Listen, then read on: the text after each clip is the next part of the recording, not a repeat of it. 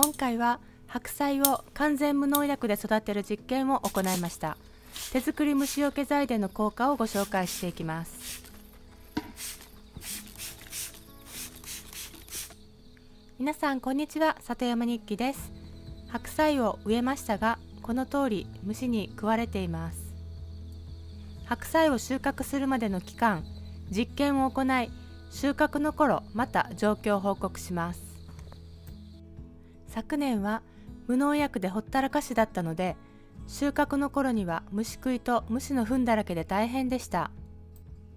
今年は天然の虫除け剤で対処するということで、実験をしながら白菜の成長を見守りたいと思います。最初は唐辛子スプレーを作り、白菜にかけてみました。唐辛子の泡盛漬け液 5ml、水 1.5 リットルで300倍に薄めました。唐辛子に含まれるカプサイシンに防虫効果があります。カプサイシンは脂溶性のため、抽出にはアルコールが適しています。作物によってはダメージを受けるものもありますので、最初は希釈300倍以上での使用がおすすめです。唐辛子スプレーを刃の両面に散布しました。唐辛子スプレーは刺激があるので、目に入らないようにご注意ください。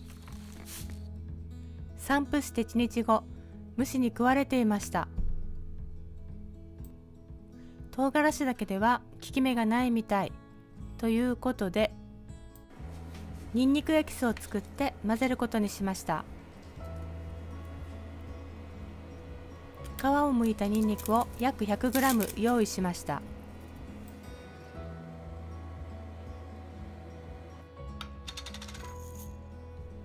黒胡椒を3粒用意します。胡椒に含まれるピペリンには防虫効果があります。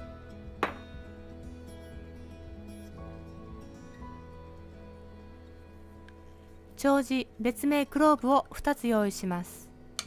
丁子にはオイゲノールが含まれ、抗菌・防虫作用があります。胡椒と丁子を入れるのは自己流です。うまくいくか分かりませんが、実験です。すりつぶします。丁子の香りはゴキブリも嫌いらしく、ゴキブリの通り道などに丁子スプレーで対処する方もいます。エキスが出やすいようにニンニクを潰しました。ニンニクにはアリシンが含まれており、濃度によっては殺菌・殺虫効果があります。ニンニクを潰す理由は、潰すことによってニンニクの細胞壁が破壊され、エキスが抽出されやすくなるからです。ニンニクを潰し終わったらスパイスを入れます。スパイスの適量がわからないので試行錯誤中ですが、効かないようなら徐々に増やそうと思います。次にホワイトリカーを 100ml 入れます。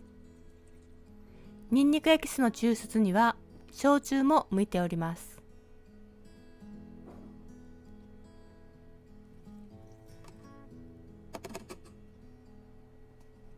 次に竹作液を 500ml 入れます。木作液や竹作液を入れることにより、抽出された成分の変化を抑え安定させます。本当は作成して3ヶ月以上寝かすと良いそうですが、間に合わないので2日後から使い始めました。ニンニクエキスは効果があるようなので、もっと作って寝かしておこうと思います。 500ml の唐辛子スプレー液に 1ml のニンニクエキスを入れ、希釈500倍にし混合液を作りました。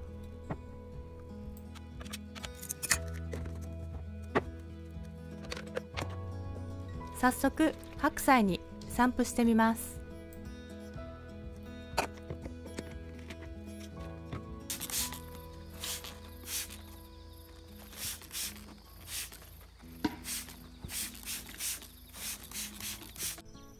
混合液を散布して1週間後です。虫食いが減っています。効果が出たようです。白菜の様子を見ながら1週間ごとに散布していきます。また収穫の頃に経過報告しますのでお楽しみにしてください。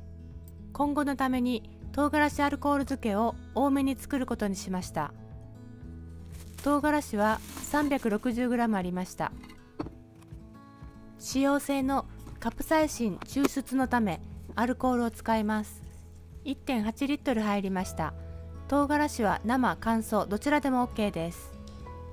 このような色になるのにどのくらいかかるのかな。ご視聴いただきありがとうございました。薬草活用野菜、果物、山菜を長く楽しむをお届けしていきます。チャンネル登録していただけると励みになります。